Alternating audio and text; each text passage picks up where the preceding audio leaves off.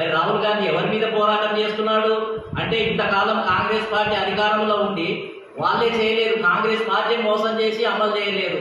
మరి ఇప్పుడు ఆయన ఎవరి మీద పోరాటం చేస్తున్నట్టు, ఇవ్వమని ఎవరిని అడుగుతున్నట్టు? కాంగ్రెస్ పార్టీ అధికారంలో ఉన్నన్ని రోజులు బీసీలకు కులగణన లేదు, బీసీలకు రాజకీయ రిజర్వేషన్లు లేదు, మండల కమిషన్ అమ్మలేదు, మురళీధరరావు కమిషన్ అమ్మలేదు, కాకా కాలేకర్ కమిషన్ అమ్మలేదు. ఇవన్నీ కారణం కాంగ్రెస్ పార్టీనే. ఇవాళ అడుగుతున్నాడు అని అంటే సిగ్గుపడాలి. కాబట్టి ఇవాళ మళ్ళీ తన పార్టీ చేయనటువంటి విషయాల మీద మళ్ళీ ఈరోజు పోరాటం చేసి మళ్ళీ దొంగ అన్నట్టుగా మోసకారులే మళ్ళీ మోసాన్ని ప్రశ్నించినట్టుగా ఇవాళ మాట్లాడుతుంటే దేశమంతా కూడా ఆశ్చర్యపోతుంది. కారణం ఏంటిది అని అంటే బలహీన పడిపోతే ఇవాళ ఒక్కొక్కటి గుర్తుకొస్తున్నాయి. నేను అనుకుంటాను రేపు ఎల్లుండో రాజకీయ రిజర్వేషన్లు ఇవ్వాలని కూడా రాహుల్ గాంధీ మాట్లాడటంలో ఆశ్చర్యపడాల్సిన అవసరం లేదు. ఎందుకంటే ఇంకా దిక్కు లేదు, వేరే మార్గం లేదు.